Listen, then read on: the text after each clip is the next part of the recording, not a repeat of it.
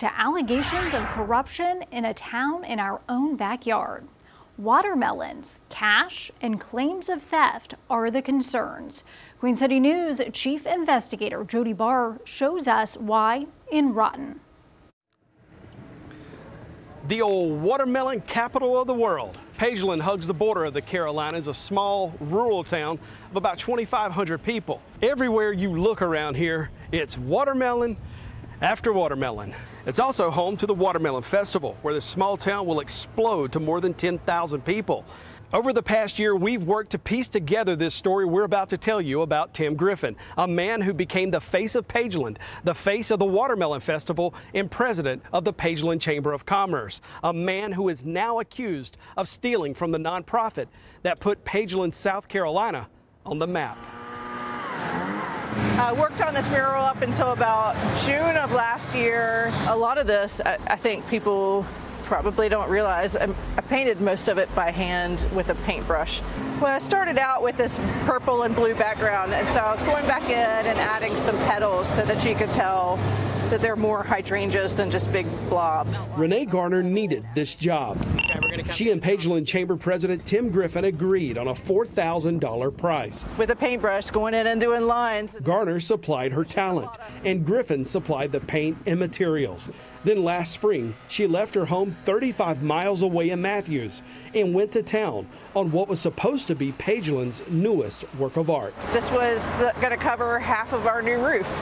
You know, we had a leaky roof for a couple of years, and this was going to help us get that repaired. And so, but I needed to get another lift so that I could reach the top portion of the mural, and that's when I just started getting non-response for my request, and just basically was ghosted. Really needed that income to cover these expenses for our house. I have some text messages with Tim, and you can see where he was responsive for a while, and said he would get the lift and get me the money. And then the last one was in October. He said, when I said I'm concerned I'm not going to get paid, he said he will make sure I do. And then just non-response after that. I probably have about 76 hours or something like that in that, plus the gas to get here because I'm a little ways away, but I haven't seen any of it. As of today, how much have you been paid? I haven't been paid anything. Ethan, what is it with Pageland and a watermelon? Well, Pageland's historically known for the watermelon capital of the world. Not as many now, but in years past, that was a big crop for this area. Ethan Foard owns a few businesses in town. One of my businesses downtown. This is my liquor store, Highway 9 Liquor and Wine.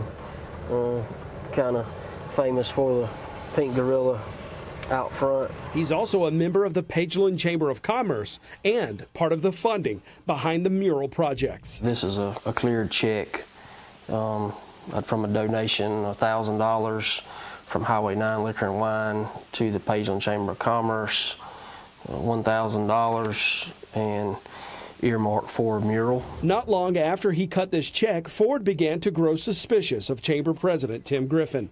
Foard got his hands on cash receipts from the Watermelon Festival, cash that was to be deposited in the Chamber's bank account. So this is the copies of the receipts that I acquired, where I was asking the questions about this cash money being paid from Midway Rides to Chamber President Tim Griffin in cash. And this is the actual receipt, July 17, 2021, for $7,110. And the second one is Pageland received from Midway Rides, $5,660. These were the paper trail to me to be able to request the documentation for the deposits, to be able to verify that these cash amounts were deposited in the bank. Or not deposited. Foard also received a packet from a private investigator. What that package entailed was that Mr. Griffin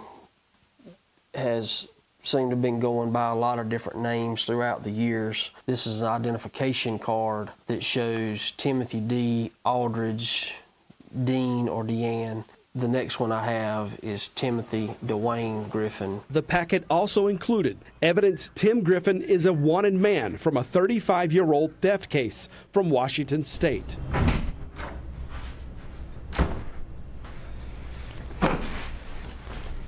All right, well, these are the records we got from the Chehalis Police Department on Timothy Griffin, who was known by Timothy Aldridge back then, and the investigation found that he also had another last name of Dean at one point. Tim was the executive director of the American Red Cross's nonprofit chapter in Lewis County, Washington, when he left this letter in the office and abruptly resigned in 1989. The incident report shows the board chair told police the day Tim quit, he took 2 checks and made them out to himself, stealing $1,400 that day. And the case file also contains these pictures of the Red Cross's Cadillac, a car Tim later admitted to stealing. Now, after Tim resigned, the Red Cross audited its bank account and found this.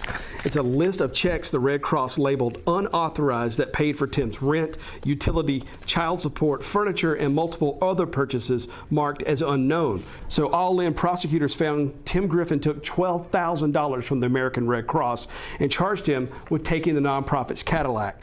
The sentencing sheet shows Tim Griffin pleaded guilty. The judge sentenced him to 6 months in the county jail and ordered a year probation and to repay $12,000 in restitution. But within 4 months of sentencing, Tim Griffin's probation officer said he didn't do anything the judge ordered, and the judge signed a bench warrant on him. Tim Griffin has been a wanted man ever since. Coming up. I'm sorry for whatever has happened. This isn't a mistake. This is a continued problem that has been going on for a very long time. Ethan is about to back me into a corner where I have to come out fighting. I don't go down without a fight. I fight back. With me, I with you. When Rotten continues after the break.